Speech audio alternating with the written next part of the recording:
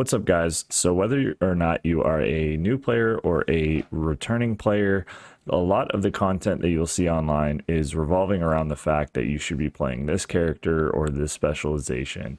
And I think that is a major misconception about this game.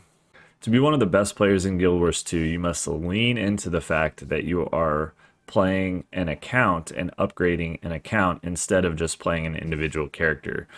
There is an optimal way in the order of which you level up your characters, which I will cover later.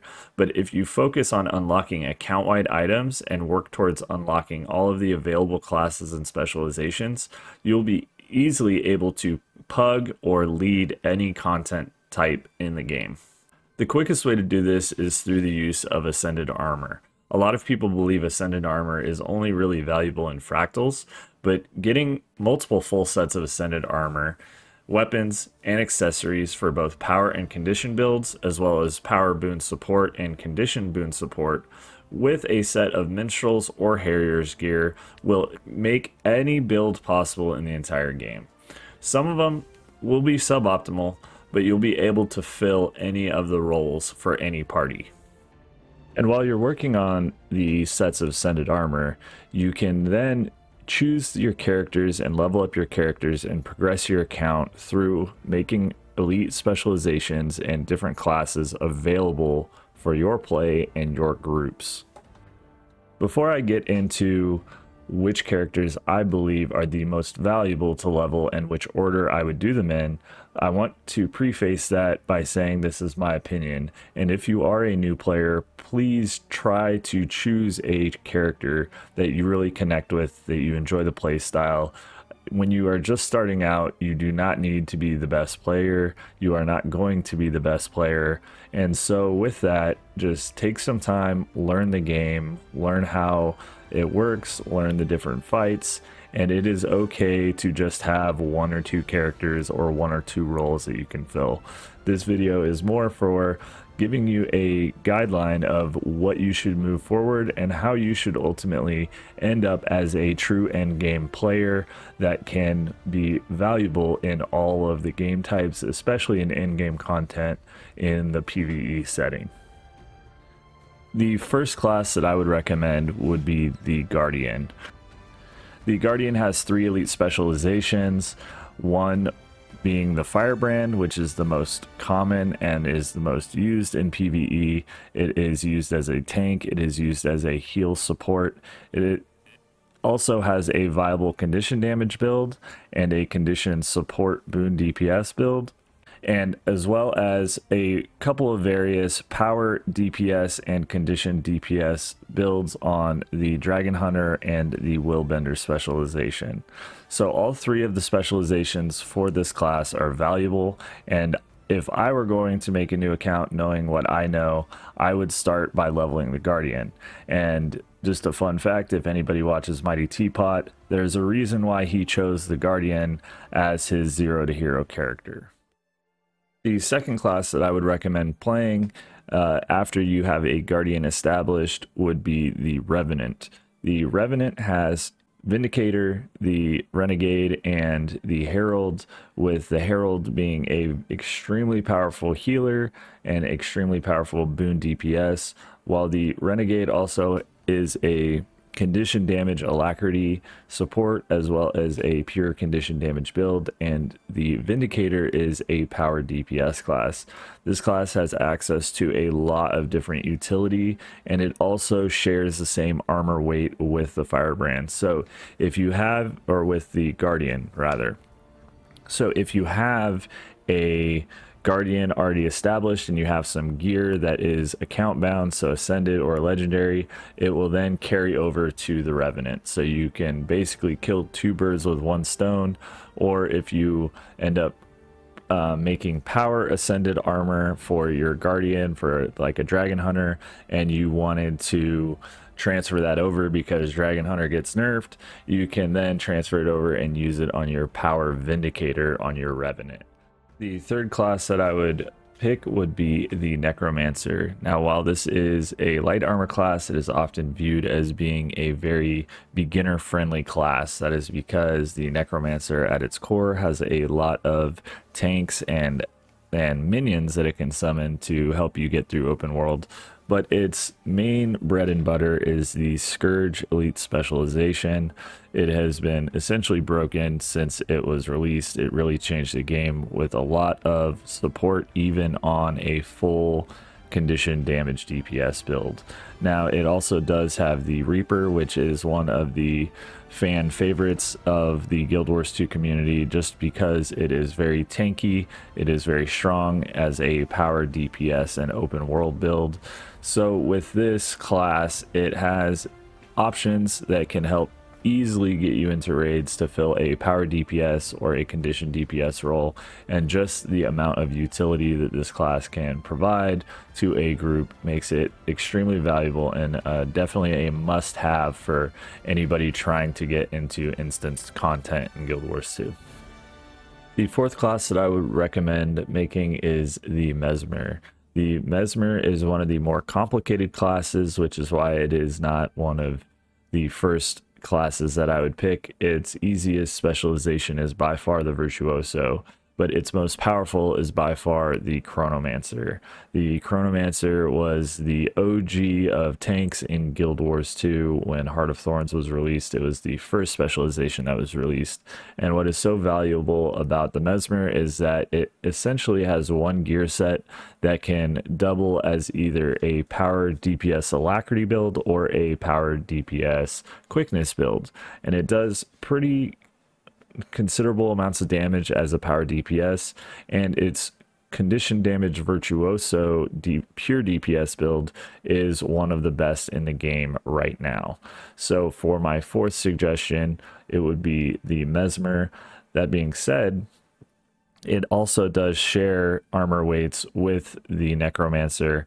I do feel that both classes are equally valuable. So if you wanted to go Mesmer first and then Necromancer second, if you really like that thematic better, it is entirely up to you. But Scourge is just really good. That's what made it take the third spot.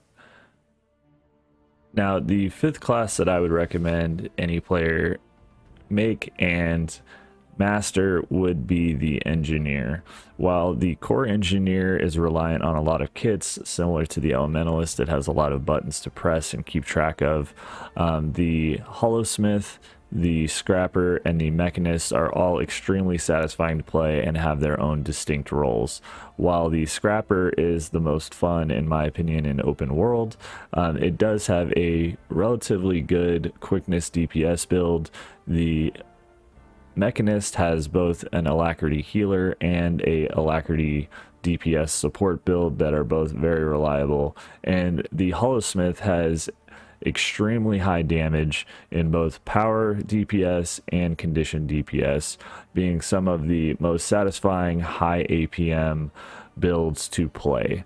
So for the fifth slot, I would recommend picking up and learning Engineer. The sixth character that I would level up if I were starting a new account would be the Ranger. Now, the Ranger has two really good options with the Druid and the Soul Beast specializations. The Druid having a viable condition damage build, as well as one of the best healer alacrity healers in the game. The Untamed specialization is still kind of iffy. There's some players that can utilize it really well as a quickness class, or as a pure DPS class, but for the most part that specialization doesn't really fit well with the other two in terms of playstyle.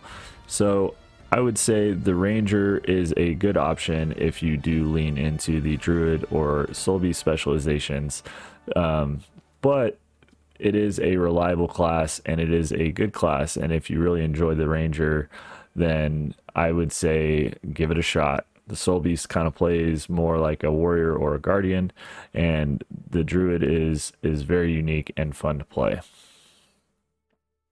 The seventh class that I would recommend is the Thief. It has some of the easier condition damage rotations that can do fairly well in most pug groups.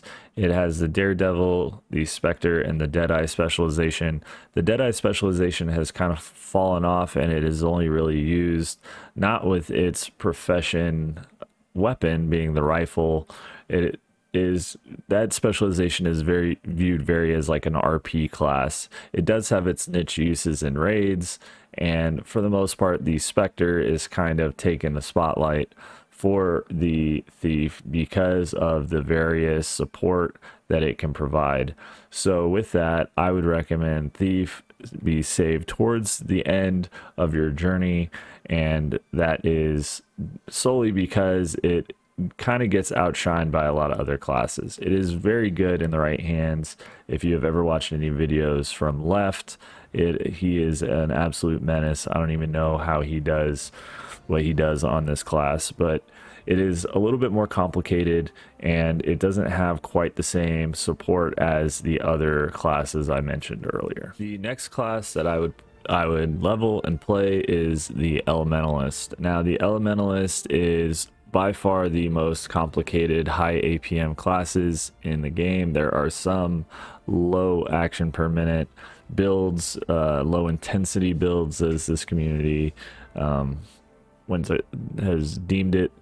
But for the most part, the Elementalist has 3 specializations, and each one is as valid as the next. They all kind of fit a distinct role, with the Catalyst being a quickness DPS support or a pure DPS, the Weaver being a pure DPS, and then the Tempest being an alacrity DPS or a full healer. Now, the main issue that I have with this class, and the reason why I am suggesting it so late, is because of its complexity.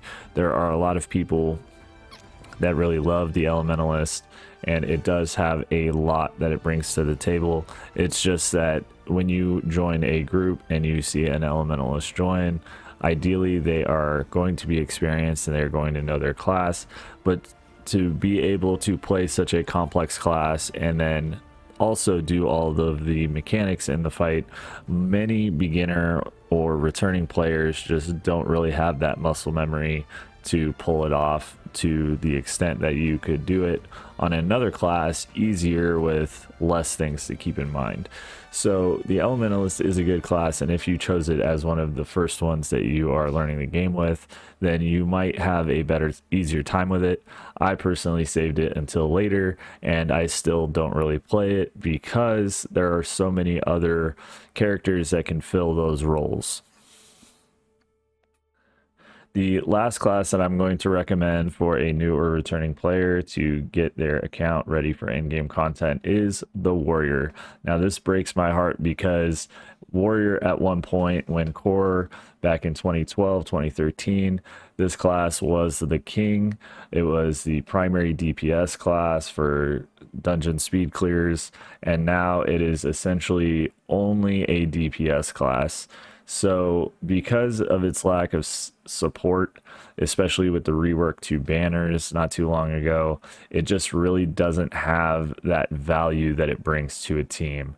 So with that, all 3 of the elite specializations can be very fun and rewarding to play. I still play Warrior now and then when I am allowed to be a DPS, but with that, I would recommend this last just because of the lack of support that it brings to a party.